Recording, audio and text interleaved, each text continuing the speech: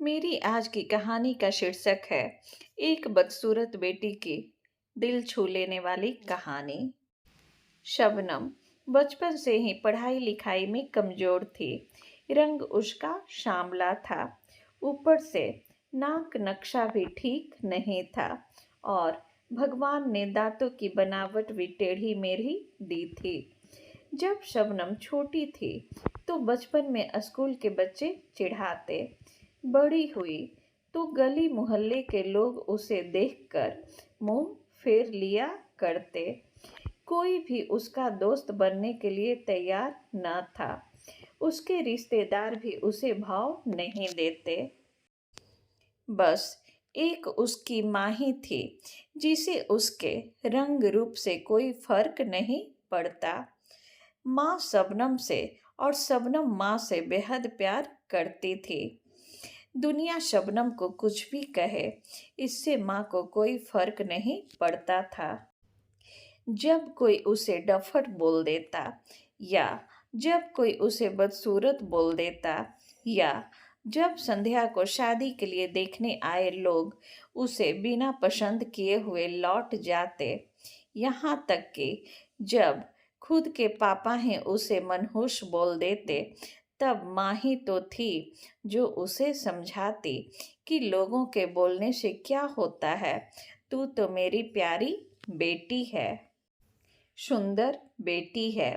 इतनी बदसूरत होने के बावजूद शबनम जीना सीख गई थी। वह बहुत खुश रहना सीख गई थी। जो भी गिने चुने लोग उससे बातें करते, उन्हें चुटकुले सुनाकर हंसाया करती और खुद भी ठहाके लगाकर हंसा करती। इसके अलावा एक और बड़ी खूबी थी शबनम की। उसे खाना बनाने में बहुत मज़ा आता था और ना सिर्फ खाना बनाने में मज़ा आता था, उसके हाथ का बना हुआ खाना जो भी एक बार खा लेता, उंगलियां चाटते रह जाता। उसका बनाया खाना खाकर लोगों को जो स्वाद आता, वे जिंदगी भर नहीं भूलते। यह खूबी उसमें अपने आप तो नहीं आया था।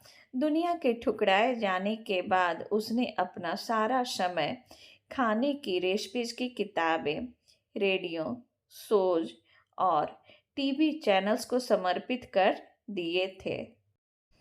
शबनम की तारीफ तो कोई भी नहीं करता, लेकिन उसके हाथों के बने खाने की तारीफ वह हर व्यक्ति करता जो उसे चखता। इस एक गुण की वजह से संध्या अपने आजू बाजू की औरतों में फेमस हो गई थी, क्योंकि जिसे भी खाना पकाना सीखना हो या कुछ नया पकवान बनाना सीखना हो, तो वह शबनम के पास आती और शबनम भी खुशी खुशी उन्हें सब सिखाती। उसके पास आने वाली औरतें अच्छा खाना बनाना तो सीख जाती, लेकिन लाख कोशिश करने के बाद भी शबनम के हाथों का वह जादू जो सबको तृप्त कर जाता, वह कोई ना सीख पाता। शबनम की जिंदगी इन्हीं उतार चढ़ावों के साथ कट रही थी। एक बार फिर से माँ बाप ने जी तोड़ कोशिश कर एक फैमिली को शबनम को देखने के लिए मना लिया था और अगले दिन लड़का शबनम को देखने आने वाला था।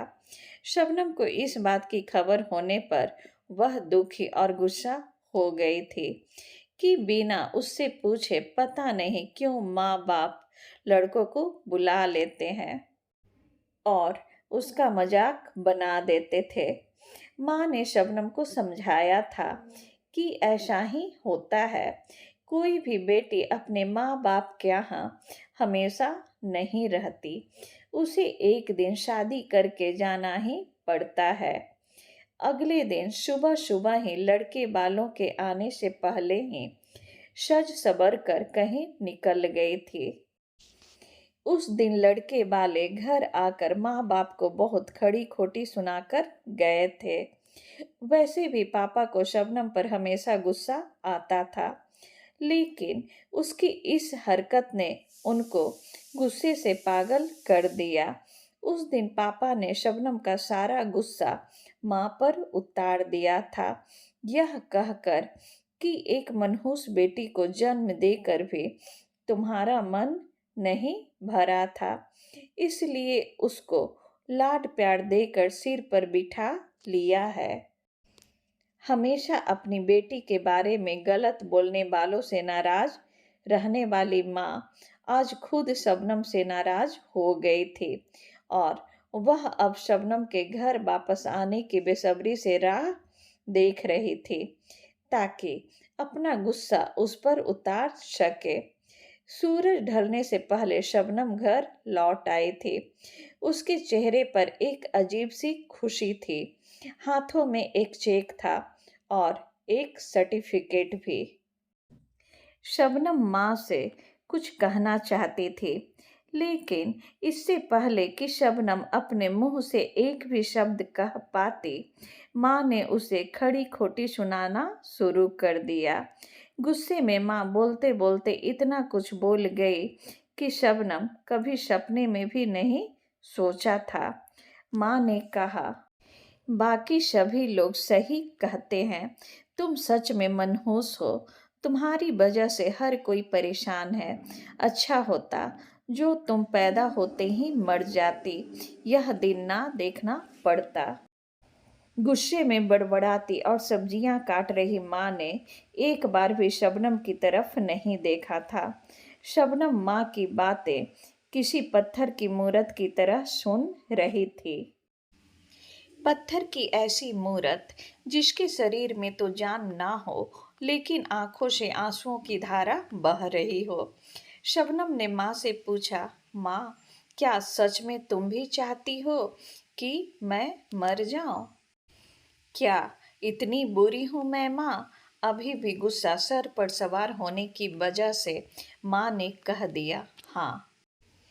बिना एक पल भी सोचे शबनम सीधा अपने कमरे में जाकर कमरा अंदर से बंद कर लिया था। 1-2 मिनट बाद गुस्सा थोड़ा शांत होने पर माँ को अपनी गलती का एहसास हुआ तो शबनम के रूम की तरफ गए। उन्हें पता चला कि शबनम ने रूम को अंदर से बंद कर लिया है, गुस्से में कुछ कर न ले, इसलिए माँ ने तुरंत पापा को इस बात की खबर दी। दोनों ने काफी दरवाजा खोलने की कोशिश की, लेकिन जब नाकामयाब रहे तो दरवाजा तोड़ दिया। अपने दुपट्टे से फांसी का फंदा तैयार कर शबनम पंखे से लटक रही थी। ज्यादा वक्त नहीं हुआ था, वह सिर्फ बेहोश हुई थी। माँ पापा ने तुरंत उसे पंखे से अलग किया और बेड पर लेटाया। पापा ने तुरंत डॉक्टर को फोन किया। तब माँ का ध्यान बेहोश पड़ी शबनम के हाथ में पकड़ी एक चिट्ठी और पास ही में पड़े 5 लाख के चेक और 5 स्टार होटल में शेफ की नौकरी के लिए कन्फर्मेशन लेटर पर पड़ी, जो शबनम अपने साथ लाई थी। माँ और पापा ने वह चिट्ठी खोलकर पढ़ी जो उसने अभी अभी लिखी थी। चिट्ठी कुछ इस प्रकार थी, मम्मी और पापा, मैं जानती हूँ मेरे जन्म से लेकर आज के दिन तक मैंने ऐसा कुछ भी नहीं किया है जिस पर आप गर्व कर सकें, लेकिन मैं आपको बताना चाहती थी कि आज मैं खाना पकाने के नेशनल लेवल के कंपटीशन को जीत चुकी हूँ और यह 5 लाख का चेक मुझे प्रथम स्थान पर आने के लिए मिला था। जजेस को मेरा खाना इतना पसंद आया था कि उन्होंने मुझे एक बहुत बड़े होटल में बतौर मास्टर शेफ की नौकरी के लिए कन्फर्मेशन लेटर ही दे दिया था। पूरी दुनिया मेरे खिलाफ है, मुझे इस बात का कभी भी फर्क पड़ा ही नहीं था और ना ही बाबूजी की कड़वी बातें मैंने अपने दिल पर ली थी, क्योंकि मैं जानती थी बाहर से सख्त दिखते मेरे बाबूजी अंदर से तो मुझे प्यार ही करते थे। प्यार ना करते होते तो बिना मांगे मुझे कपड़े, मिठाइयाँ, पटाखे और खिलौने ये सब ला कर ना देते। माँ के प्यार को कोई क्या बयां कर सकता है। मेरी माँ मेरे लिए मेरी सारी दुनिया थी। जब माँ मेरे साथ होती तो मुझे किसी बात की परवाह न होती थी। मेरी माँ मेरी थी, इसलिए मुझे किसी और की ज़रूरत ना थी। मेरी माँ मेरे साथ नहीं है तो मेरी दुनिया मेरे साथ नहीं है, इसलिए मैं आज दुनिया को ही अलविदा कहने जा रहा हूँ। मैं जानती हूँ आपने कभी न कभी भगवान से यह दुआ जरूर मांगी होगी कि अगले जन्म में मेरे जैसी औलाद ना मिले, लेकिन मैं हमेशा यह प्रार्थना करती थी कि अगले जन्म में तो क्या, मेरे हर जन्म में मुझे आप जैसे ही माता पिता मिले। और आज भी यही प्रार्थना करके उसी भगवान के पास जा रही हूँ। चिट्ठी पढ़ते पढ़ते माँ और पापा सर से पाँव तक पछतावे में डूब गए थे और बेहोश पड़ी शबनम के सर पर हाथ फेरते हुए फूट फूट कर रो रहे थे। थोड़ी देर बाद शबनम को होश आ जाता है। शबनम के माँ बाबूजी दोनों शबनम से लिपट कर फूट फूट कर रोते हैं और शबनम भी अपने माँ बाबूजी से लिपट कर खूब रोती है। दोस्तों, इंसान की खूबसूरती को उसके तन से नहीं मन से आंकना चाहिए। तन की खूबसूरती तो समय के साथ खत्म हो जाती है, लेकिन मन की खूबसूरती हमेशा साथ रहती है। यदि कोई तन से बदसूरत है तो उसमें उसका क्या दोष है? उसे तो भगवान ने बनाया है, उसमें हम परिवर्तन नहीं कर सकते हैं। इसी के साथ मेरा आज का कहानी समाप्त होता है। मेरा आज का कहानी कैसा लगा प्लीज़ कमेंट करके बताइएगा। यदि मेरा कहानी आपको अच्छा लगे तो लाइक शेयर और सब्सक्राइब कीजिएगा। हम लोग फिर मिलेंगे नए वीडियो में, तब तक के लिए नमस्कार।